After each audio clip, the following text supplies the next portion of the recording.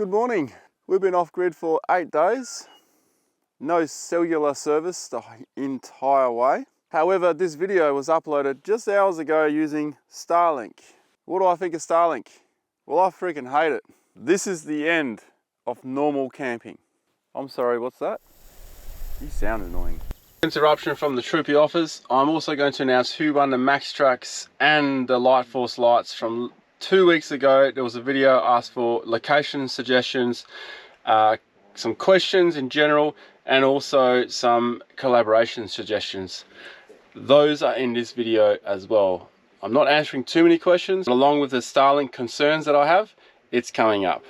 Hate's probably the wrong word to use, but I definitely do dislike it. However, this video is uploaded using Sean's Starlink. Skynet. Skynet. Starlink. This device is a satellite dish for Starlink. That is the 50-meter cable that's going into Sean's Troopy. That there is the modem. Let's brighten this up a bit. Yeah, I know it's a very rough video we're doing here, and that's because we're in the bush and we've got to get moving. That's it there. And that's what everyone can connect to. I want to hear from these guys, and I reckon they're going to say a few things that are going to shape the whole reason why I'm making this video. Because even though they love having it, I know for a fact that there's some times when they don't like it being on. What am I doing? I want your opinion on Starlink. I think it's good. Yeah? Yeah, You're the one pushing me to get it. well, yeah, because I think we'll be able to be out on the road and continue putting up content. So I think it's worthwhile. And the problems you see with it? I think if it's controlled properly and it gets turned off and it's not on all night, yeah, that's the only problem I see.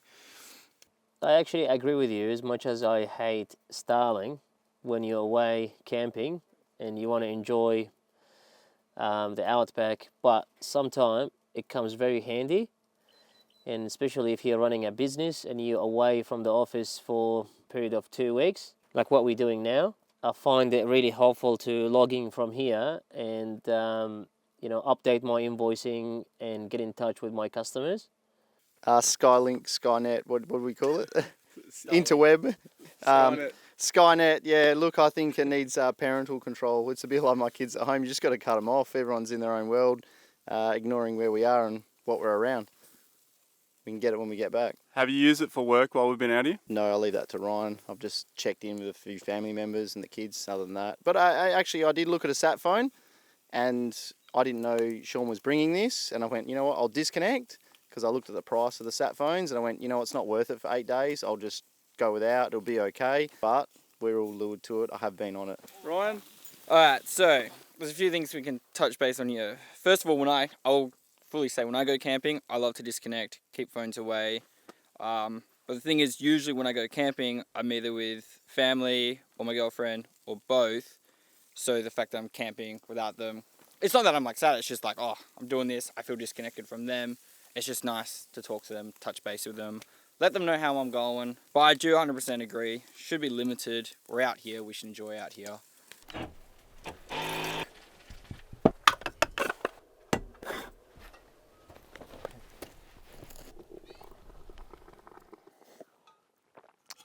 I'm about to answer questions that I've received 2 weeks ago with my phone.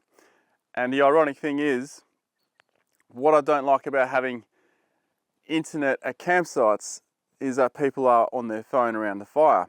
It's an addiction that we can't stop. There's this place I go to, a private property, where there was no phone reception before. Telstra then upgraded the towers, and then now there's 4G, 4 bars, everyone's got internet. It kind of ruined that campsite for me. And the reason why I went there was to hang out with friends around the fire. No one's on the phone.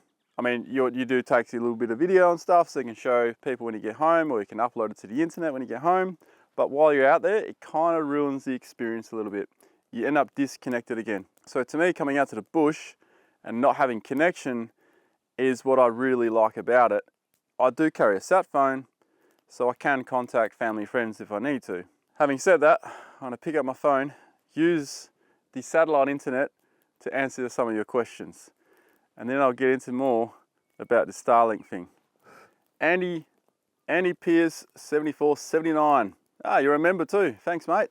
Would be good to get your thoughts on the Grenadier once and all. The Grenadier, I think it's a fantastic car. I would love to drive one for a couple of weeks and really experience it to see what it's like. Had it come out before I bought this Troopy, I'll have to confess, I may very well have bought the Grenadier. I was thinking about it. I think most people in the four-wheel drive industry would love to have the Grenadier. It's made for four-wheel driving.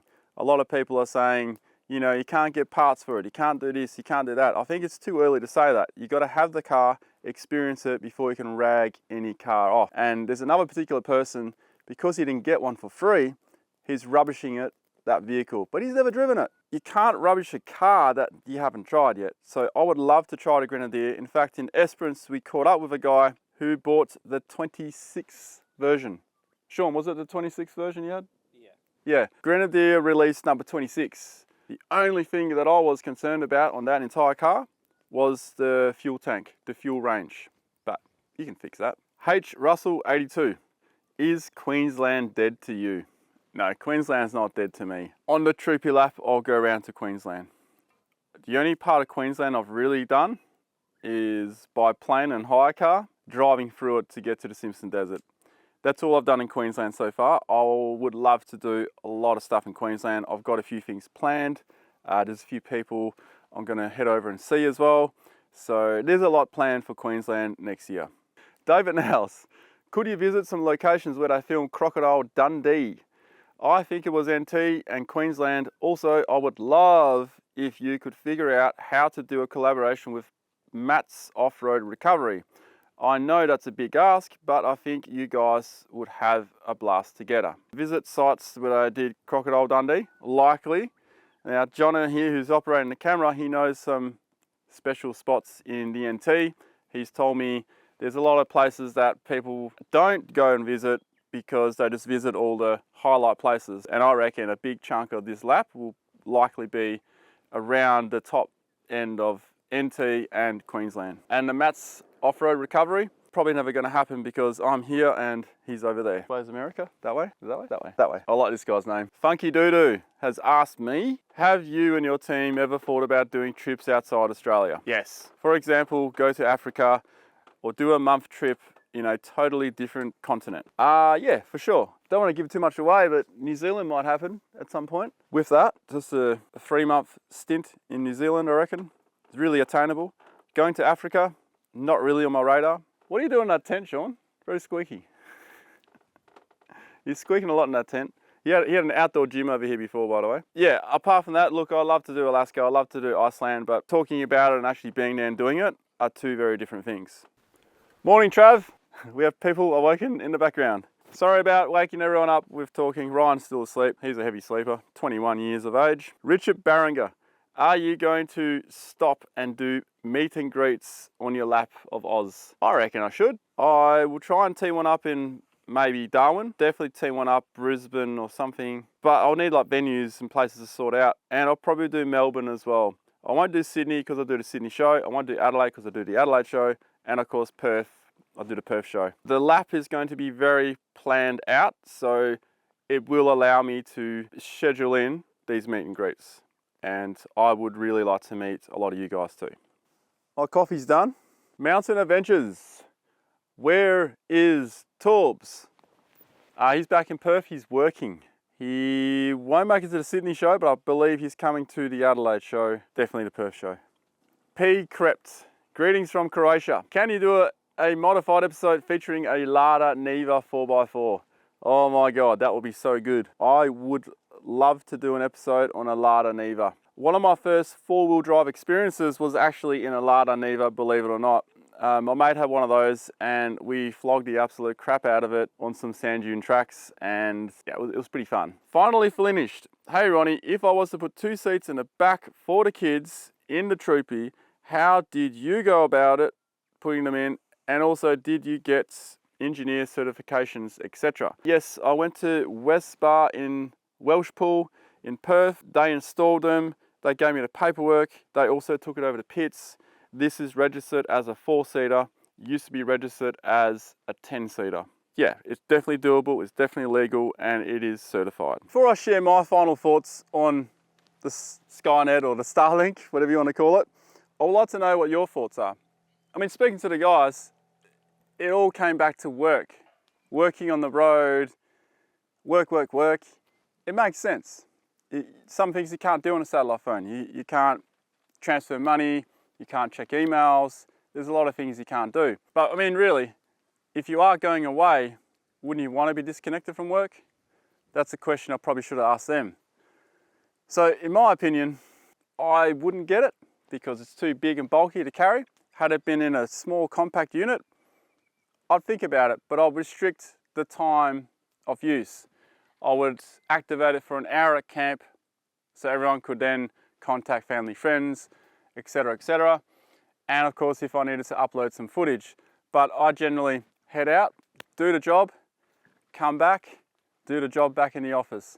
Because at the end of the day of filming and being out here, the best part of the day is sitting around the fire enjoying it and then having a chat about the whole day, about all the crazy shit that happened during the day.